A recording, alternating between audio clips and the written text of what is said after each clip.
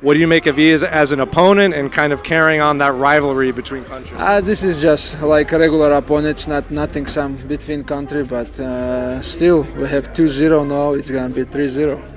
Has Ian any different than your past opponents? Because obviously he's very tall, he's very rangy. His skills, I just have to run in this camp because he runs too much, I know his game plan, we always see his fight, but I will try to catch him, take him down. He's done a lot of his camp, obviously, with Charles Oliveira. He's trained a lot. Is there anything Charles can tell him about you that you're worried about? Yeah, Charles is gonna teach him how to tap fast. That's it. It's almost like Islam is challenging his ego. When you hear a guy like Garry speak about a specific round, finding happiness in that, not necessarily becoming the champion. Obviously, Ian Garry is going to be happy to become the UFC champion, but wanting to do it in a certain round. But then Islam saying he likes to run, almost challenging his ego, almost trying to goad Garry into fighting him the type of fight that would ultimately suit Islam better. When you look within this matchup, look, man, I know a lot of people have a lot of things to say about Ian Garry. Islam Makhachev said he's ready for Ian Garry, said he's going to have to chase him. Ian Garry runs the whole time. Is that true? Is that how you got? Do you think of Garry that way? Do you think of Garry as a guy that runs the whole time? I would trust Islam as world champion. I would trust him as next opponent. I would trust that he has sat down and watched this. He said he was very familiar with Ian Garry. Said we watch him all the time. Ian Garry runs the whole time? Really? I had not noticed that. And it's a very interesting detail if he does. Now make sure, if you're talking about Ian Garry does a good job of moving, yes, he moves the whole time. But they didn't say moving, they said running, and running specifically, when we use it as a vernacular in this space, means he goes backwards. He's running from you. He's running. My defense and my fight IQ is second to none in this game. The more fights I have, the more people are going to understand and respect it. And I think that's why he's saying all these things, is he knows this is a tricky fight. And when he goes to bed and just before he's about to close his eyes, he goes, this is going to be tougher than I think. And he can say what he wants to the camera, but to himself, internally within his team, they don't have someone that emulates my style. They don't have someone with these eyes. These are what makes this fight different. I don't think he's going to be stinging Ian Garry on the feet though, man. This could be like Cyril Gane Pereira, where, the GOAT's moving up. Look out, folks. I know he's already fought JDM, but still. I just think Ian Garry's going to be too in and out, landing his own heavy low kicks on Makhachev. JDM never got anything off. I like this fight. Really looking forward to it. It's got 1 million likes on Instagram already.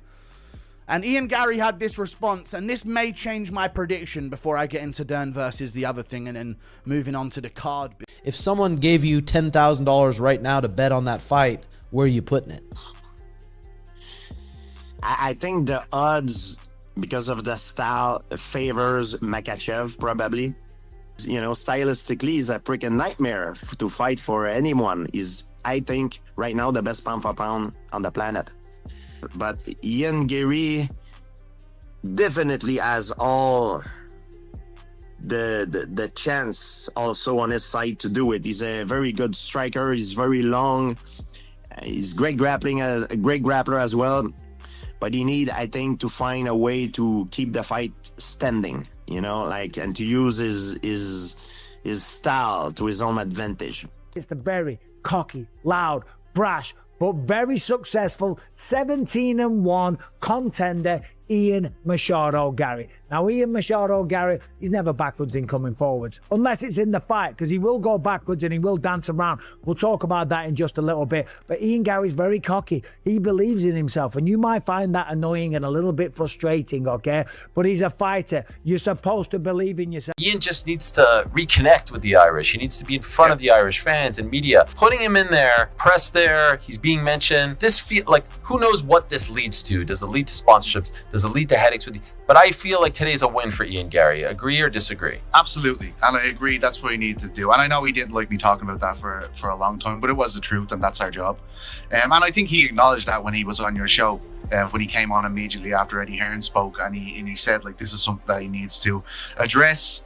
He talked about leaving Ireland very early on, which is all true. The atmosphere around UFC 330 has changed dramatically, and it only took a few words from Islam Makhachev to remind everyone exactly why he's considered one of the most intimidating champions in mixed martial arts. As the anticipation continues to build for his showdown with Ian Garry, the lightweight king has delivered a chilling warning that has instantly become one of the biggest talking points in the combat sports world. It wasn't loud, it wasn't over the top, it was calm, calculated, and delivered with the kind of confidence that only comes from years of proving people wrong inside the octagon. And that's exactly why so many people are paying attention. For weeks, Ian Garry has embraced the spotlight leading into this fight. He's spoken confidently about his abilities, welcomed the pressure, and made it clear that he believes he can solve one of the toughest puzzles in MMA. But as the fight gets closer, the conversation has shifted. Instead of focusing only on Garry's confidence, analysts and fans are now asking a different question. What happens when confidence meets the cold reality of sharing the cage with someone who has built a reputation on breaking elite fighters mentally and physically? The warning from Makhachev wasn't just directed at Garry, it was a message to everyone watching. It was a reminder that he believes there is a massive difference between talking about beating him and actually standing across from him when the cage door closes. Those who have followed Islam's career understand this pattern. He rarely wastes words. He prefers to let his performances speak for themselves. So whenever he decides to make a statement before a fight, people naturally assume he has complete confidence in what is about to happen. That confidence isn't built on emotion alone, it's built on consistency. Islam has repeatedly shown that he can impose his style against some of the best fighters in the world. Whether opponents have tried to strike with him, scramble against him, or pressure him, he has consistently found ways to dictate the pace of the fight. That ability to force elite competitors into uncomfortable situations is one of the biggest reasons this matchup has become so fascinating. They've both got to be in their spot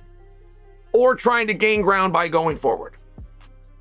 And you see how inevitably impossible that would be, like two guys coming forward at the same time that makes one of them go back. Yeah, that's how wrestling works. You get called for stalling, sure.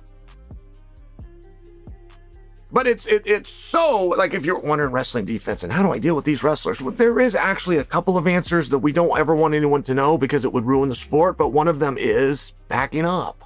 Ian Garry, however, represents a different kind of challenge. He's younger, highly intelligent inside the cage, and has developed a reputation for adapting quickly during fights. His movement, timing, and distance management have allowed him to frustrate dangerous opponents. Instead of charging recklessly into exchanges, Garry often builds his offense patiently. He reads reactions, looks for openings, and tries to stay one step ahead. Against many fighters, that approach has been extremely effective. But Islam Makhachev isn't just another opponent. Several respected voices have noted that the biggest question isn't whether Garry has talent. Few people doubt that. The real question is whether his style can function the same way against someone who constantly threatens multiple layers of offense. Fighting Islam means thinking about striking, clinch exchanges, body locks, trips, takedowns, positional control, and submission threats all at the same time. That mental pressure can become just as exhausting as the physical battle itself. Analysts within the combat sports community have pointed out that one of Islam's greatest strengths is forcing opponents to make decisions faster than they want to. Even experienced fighters eventually hesitate because every movement carries consequences. Defend the takedown too aggressively, and striking opportunities appear. Focus too much on the striking, and suddenly you're defending a body lock against the fence. That constant uncertainty has become one of his most dangerous weapons. For Garry, maintaining discipline could be the key to survival. His footwork will likely play an enormous role in determining whether he can keep the fight in open space. If he allows himself to become trapped along the cage, Islam's pressure becomes significantly more dangerous. Escaping those positions requires energy, and Islam has repeatedly demonstrated an incredible ability to drain opponents over multiple rounds. That doesn't mean Garry has no path to victory. Far from it. Those who follow the sport carefully are not dismissing Ian Garry simply because of Islam's accomplishments. Garry possesses excellent range management and sharp counter-striking. He understands how to score without exposing himself unnecessarily. If he can consistently disrupt Islam's entries, keep the fight standing, and force longer striking exchanges, the dynamics of the fight begin to change. Where Islam's not leveling with us.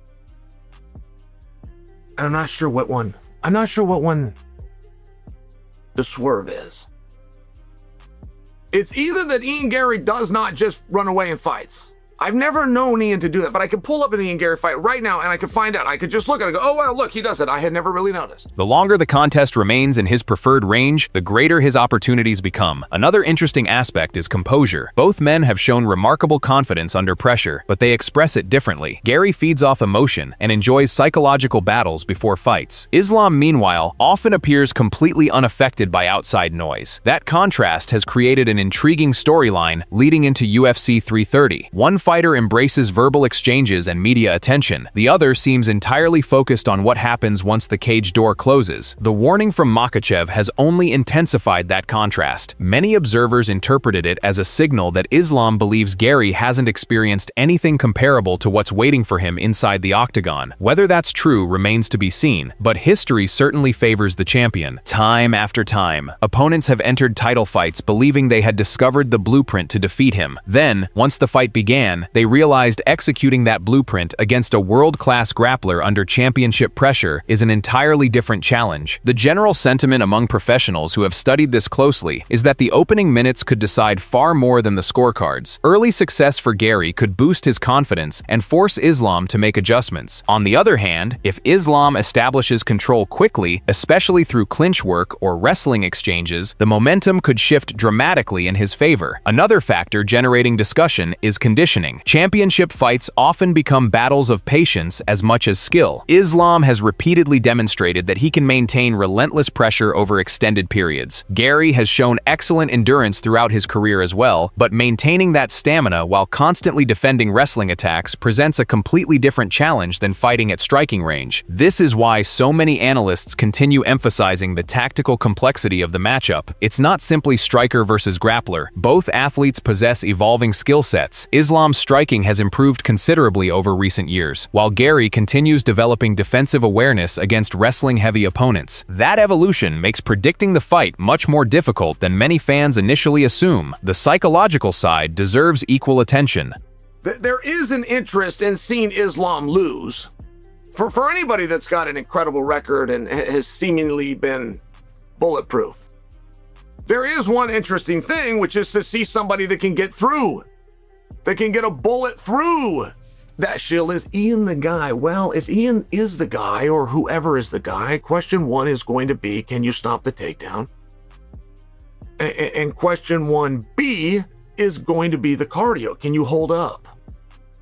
Ian Garry held up. He held up against Rakhmonov. When Islam delivers a warning before a fight, it naturally raises questions about how much confidence he has gained during training camp. Champions often become even more dangerous when they believe every piece of preparation has gone exactly according to plan. Reports surrounding his preparation have reinforced the perception that he's approaching UFC 330 with complete focus and determination. Meanwhile, Garry faces perhaps the biggest opportunity of his career. Victories create momentum, but defeating someone of Islam's caliber could instantly reshape the narrative surrounding his legacy. Instead of being viewed as an exciting contender, he would immediately enter conversations alongside the sport's biggest names. Opportunities like that don't come often. That is exactly why the stakes extend far beyond one championship fight. For Islam Makhachev, another dominant performance would strengthen an already remarkable resume and further cement his position among the elite champions of this era. Every successful title defense adds another layer to his legacy and moves him closer to historic discussions. Maintaining dominance against younger challengers is one of the hardest tasks in combat sports, and Islam understands that every opponent enters the cage believing they can become the man who finally ends his reign. For Garry, this fight represents more than chasing gold. It's about proving that his confidence matches his ability against the very best competition available. Critics have questioned whether he's ready for a challenge of this magnitude. Supporters believe this is exactly the type of stage where exceptional athletes announce themselves to the world. As fight night approaches, predictions remain divided. Some experts believe Islam's wrestling pressure will gradually overwhelm Garry and lead to another championship performance built on control and discipline. Others argue that Garry's movement, precision, and ability to adapt could create problems unlike anything Islam has recently encountered. Both viewpoints have logical foundations, which explains why anticipation continues growing. Still, when examining the matchup carefully, one reality stands out. Islam has consistently answered difficult questions questions throughout his championship run. Every new challenger has introduced unique threats, yet he has repeatedly found solutions inside the cage. That track record deserves enormous respect. At the same time, combat sports have always rewarded those willing to challenge expectations. Every dominant champion eventually faces someone capable of changing the story. Whether Ian Garry becomes that fighter remains one of the biggest unanswered questions heading into UFC 330. If forced to lean one direction, experience slightly favors Islam Makhachev. His championship composure, layered offense, and proven ability to control elite opposition make him the deserved favorite. However, this doesn't feel like a fight where overconfidence is justified.